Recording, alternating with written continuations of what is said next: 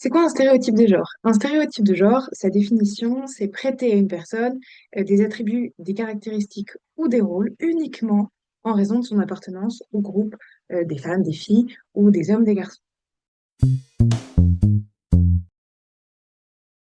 Alors nous, ce qu'il faut éviter sur l'accueil en petite enfance, c'est évidemment que le jeu, la vie, le développement général de l'enfant soit perturbé ou empêché par des visions que l'adulte porte sur lui qui correspondent à ces stéréotypes de genre. En fait, il faut bien se rappeler que le regard genré qu'on porte sur l'enfant, il vient de l'adulte, de notre éducation, de notre vécu, de notre inconscient, hein. Même si on n'est pas conscient, on en véhicule tous. Alors que pour l'enfant, en fait, c'est juste des jeux. C'est juste, enfin, il n'y a pas de stéréotype de genre. C'est nous qui avons lui inculqué ça petit à petit en nous mettant une étiquette un petit peu dessus. Alors, comment les repérer? Je dirais qu'il y a trois niveaux. Moi, j'aime bien dire ça comme ça. Premier niveau, on va dire, bah, c'est effectivement les personnes qui vont euh, continuer ces stéréotypes de genre, qui vont les perpétuer, basiquement. Voilà. Oh, t'es une fille, ah bah tiens, je te donne une poupée rose. T'es un garçon, bah tiens, je te donne des Legos. Tiens, il me reste un yaourt à la myrtille qui est bleu, un yaourt aux fraises qui est rose, bah je vais forcément donner, voilà, en 10 ans.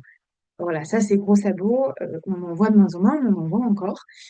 Donc ça, évidemment, ça, c'est pas possible. Enfin, on a le droit, pas en fonction de ce qu'on a entre les jambes, d'aimer toutes les couleurs, d'aimer tous les goûts, etc. Deuxième niveau, ça va être en fait l'inverse. Les personnes qui sont conscientes qu'il y a des stéréotypes de genre et qui du coup vont surinvestir ou surféliciter des enfants qui ne correspondent pas à leur stéréotype de genre. Un enfant qui vient à l'école ce matin, un garçon, qui vient à l'école ce matin avec un sac à dos rose licorne, on va lui dire: «Oh, trop bien, félicitations, il est beau ton sac», on va surinvestir.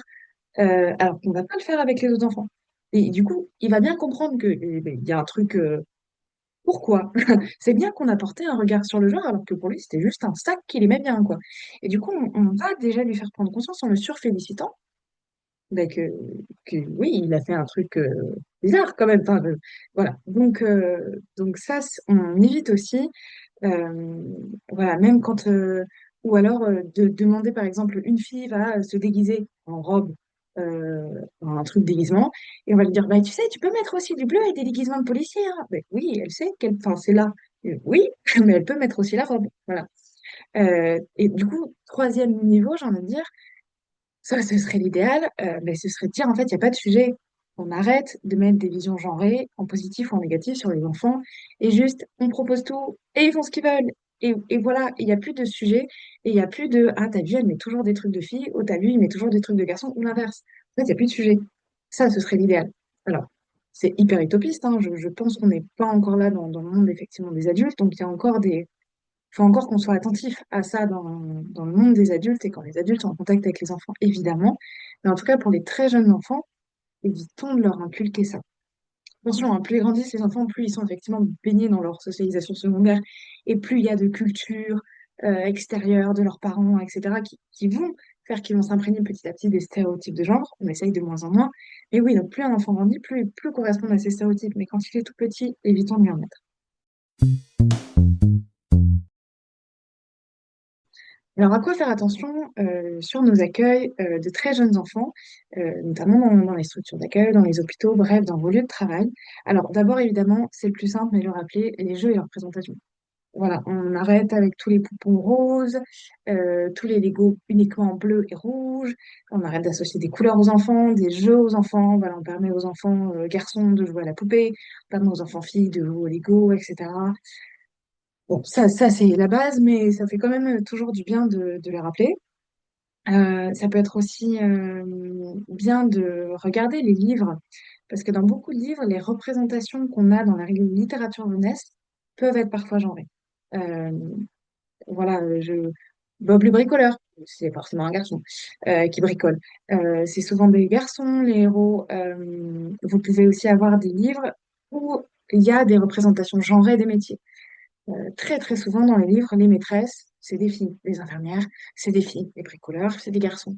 Donc ça peut être intéressant aussi de regarder ça, pas pour supprimer ces livres, toujours encore une fois, on n'est pas dans «Ah mon Dieu, c'est des stéréotypes, on supprime», non, mais pour proposer une variété pour que chaque enfant puisse s'identifier dans ces livres. Donc on garde eux, ces livres qui correspondent aux stéréotypes de genre, et on en rajoute d'autres. Comme ça, du coup, on propose une diversité de choses et il n'y a plus de question de stéréotypes. Il y a une question de qu'est-ce qu'on propose en termes de diversité de population, de société. Et on fait aussi attention, et ça c'est plus vicieux, à notre langage.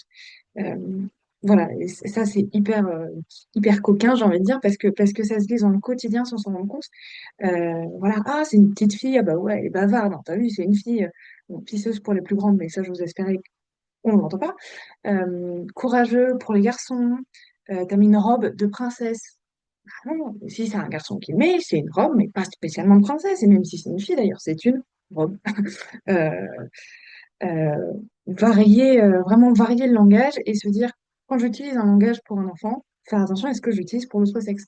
Pareil, l'enfant, la petite fille arrive, elle est bien habillée, c'est forcément maman qui l'a habillée. Et on lui dit, maman, t'es habillée ce matin? Oui, oui, peut-être pas. Alors, je- vous allez me dire, hein, oui, mais c'est souvent le cas. D'accord, mais pourquoi c'est souvent le cas? Peut-être parce que ces stéréotypes de genre sont perpétués encore et toujours et qu'on associe des rôles et des caractéristiques à un genre. Et le souci, c'est qu'effectivement, si ça perturbe le développement, l'identité propre de l'enfant, que ça l'empêche de faire des choses dont il aurait envie pour pouvoir perpétuer son développement, là, ça peut être un souci.